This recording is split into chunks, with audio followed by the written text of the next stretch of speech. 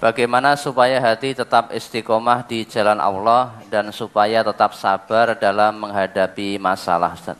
Nah, kamu laksanakan saja perintah Allah itu dalam surat Al-Kahfi yang sering saya bacakan itu. Ayat 28 itu. Supaya istiqomah di jalan Allah, sabar, kamu kumpul dengan orang-orang baik-baik. Orang baik itu aktivitasnya hanya mengharap ridha Allah. Pagi, siang, sore, malam, aktivitasnya itu hanya mengharap ridha Allah. Perkara ingin diridhai Allah, akibatnya dibenci manusia, tidak peduli. Sebaliknya ingin ridha Allah, ya, dicintai manusia, Allah meridhai, yaitu ya dia kendaki. Ya, sebaliknya dicintai manusia, tapi tidak diridhai Allah, ya, tidak ada gunanya. Apa kecintaan manusia? Oh nanti kalau mati tidak bisa menolong. Nah, maka itu sudah diajarkan oleh Allah kita hidup ini, inna sholati wa nusuki wa mahyaya wa mamati lillah. Wa mahyaya itu aktivitas hidup itu hanya mengharap ridha Allah. Kalau kita harapkan ridhanya Allah, manusia boleh mencintai, manusia boleh membenci. Nah silahkan, tapi saya ingin tidak dibenci oleh Allah. Ayo dibaca. Surat Al-Kahfi nomor surat 18 ayat 28. Wasbir nafsaka ma'al ladzina yad'una rabbahum bil ghadati wal 'ashiyyi yuriduna wajhah wa la ta'tu 'ainaka 'anhum turidu zinatal hayatid dunya wa la tuti' man aghfalna qalbahu 'an dzikrina wattaba'a hawahu wa kana amruhu furuta. Dan bersabarlah kamu bersama-sama dengan orang-orang yang menyeru Tuhannya di pagi dan senja hari dengan mengharap keridhoannya. Dan janganlah kedua matamu berpaling dari mereka karena mengharapkan perhiasan kehidupan dunia ini. Dan janganlah kamu mengikuti orang yang hatinya telah kami lalaikan dari mengingati kami serta menuruti hawa nafsunya, dan adalah keadaannya itu melewati batas.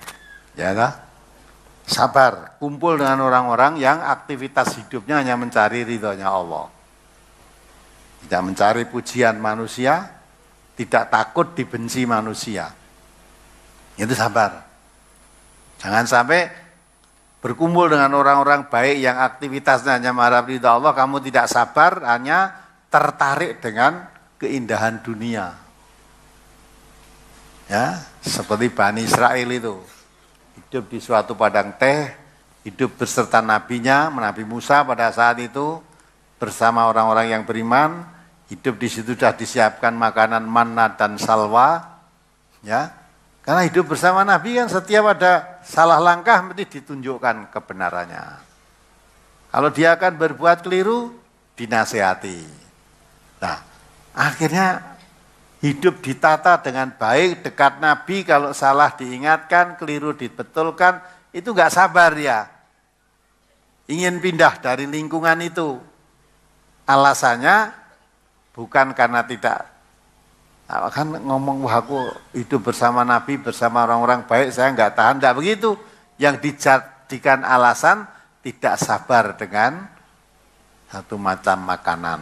Maka minta, ya Allah, Musa, mohonlah kepada Tuhanmu, ya, untuk aku supaya diberi sayur mayur, mentimun, bawang merah, bawang putih, kacang adas dan sebagainya itu. Jadi kumpul dengan Nabi, dengan orang-orang baik itu tidak kerasan. Alasannya mencari makan. Tapi Nabi punya sifat fatonah kan. Oh sebetulnya orang ini bukan itu yang dicari.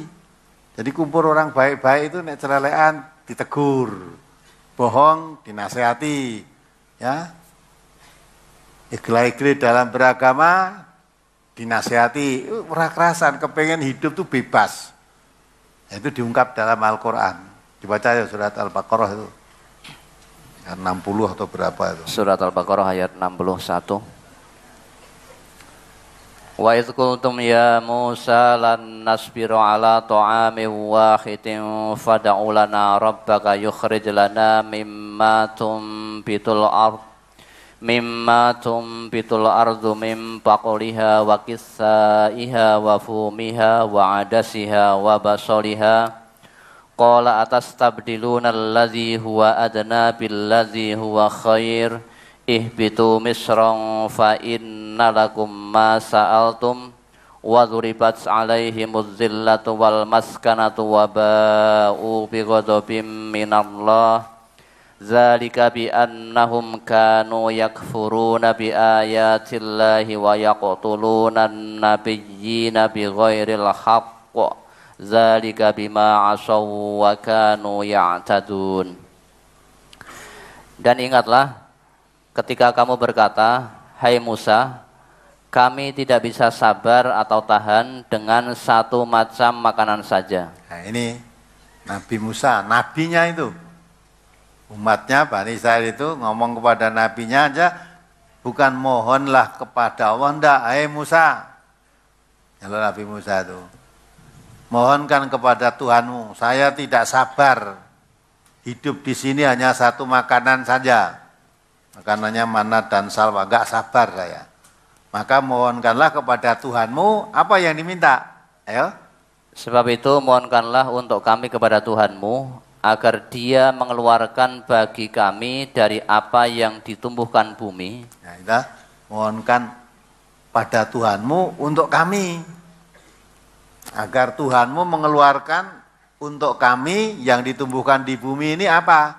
Ya? Yaitu sayur mayurnya, ketimunnya, bawang putihnya, kacang adasnya, dan bawang merahnya.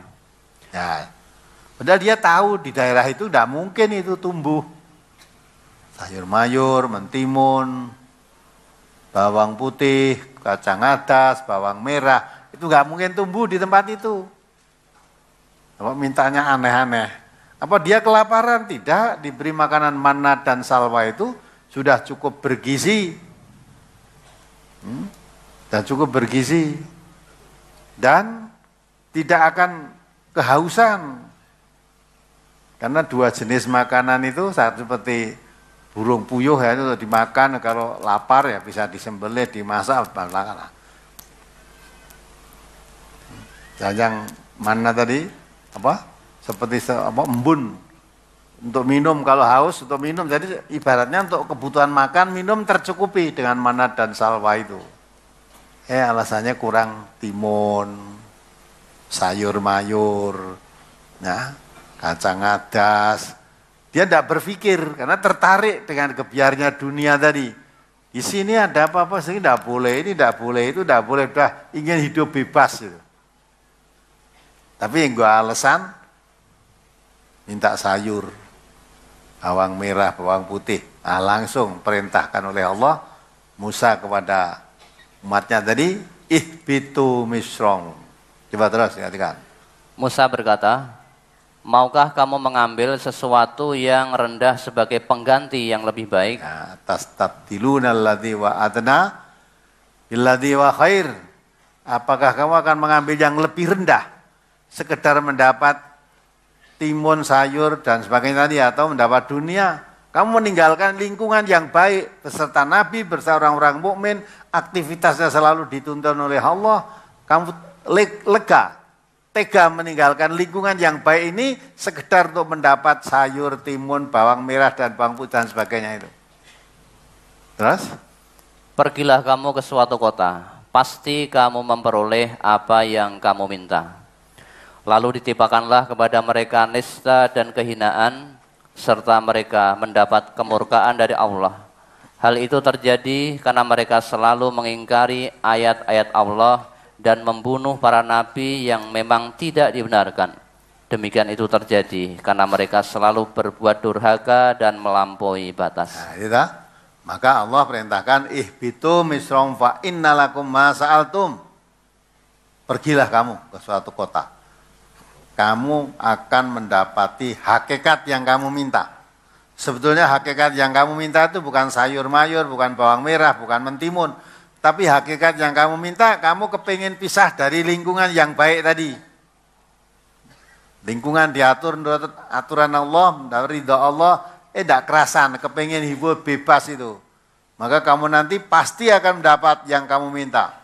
Ya. Fa innalakum ma sa'altum. Apa yang didapat? Wa dzuribat alaihimud dzillatu wal maskanatu wa ba'u bi ghadabin minallah. Sama kau mendapat kehinaan, kanistaan hidup dan mendapat kemurkaan dari Allah. Karena hidup bersama orang-orang baik kamu gak sabar, berarti kepengen hidup dengan orang-orang jahat. Dengan orang-orang yang hidupnya itu hanya materi saja yang dicari. Bukan mencari kehidupan bahagia di akhirat, sedang Allah mengatakan, ya carilah kebahagiaan hidup itu di akhirat.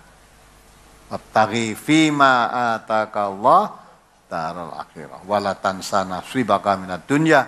Jangan kamu hanya sekedar dunia saja. Nanti bahagia hidup di akhirat. Kamu untuk mendapatkan hidup kebahagiaan hidup di akhirat bersama-sama lingkungan orang yang baik-baik, aktivitas hidupnya hanya mengharap ridha Allah, tidak sabar. Ya, kamu kepengen dunia aja, pergi kamu. Nanti yang didapat bukan kebahagiaan, tetapi kehinaan, kenistaan. Itu masa supaya kita bisa sabar, bisa istiqomah di jalan Allah, pilih lingkungan. Maka di MTA ini tidak ada pengajian ini. Ada pengajian, istilahnya pengajian gelombang, pengajian khusus yang di absen, di daftar. Sana dibentuk kelompok, ya kelompok-kelompok. Supaya masing-masing anggota itu tahu anggota kelompoknya berapa, rumahnya mana, aktivitasnya mana. Untuk mewujudkan, karena sesama muslim itu kal jasadil wahid, seperti satu tubuh. Kalau anggota tubuhnya sakit, seluruh badannya ikut merasakan. Nah, maka itu harus saling kenal, mengenal satu dengan yang lain. Nah, maka instruksikan kalau warga nanti sampai ada yang kelaparan, yang lain masih ada yang kenyang kok, yang lain lapar, dibiarkan, semuanya dosa, nanggung dosa. Nah, maka dibentuk kelompok itu jangan sampai ada warga NTA yang kelaparan, yang lain harus memikirkannya. Maka ada kelompok di situ. Kelompok nggak bisa diatasi, naik ke cabangnya. Cabang nggak bisa, perwakilannya. Perwakilan nggak bisa ngatasi yang kelaparan tadi sampai pusat. Orang lain aja kita ada bencana di sini, ada gempa, ada banjir, kita kirim. Mereka tidak bisa makan karena tergenang banjir, kita kirim bungkusan, padahal itu bukan warga, masyarakat umum, apalagi terhadap warga. Itu tujuannya begitu. Nah,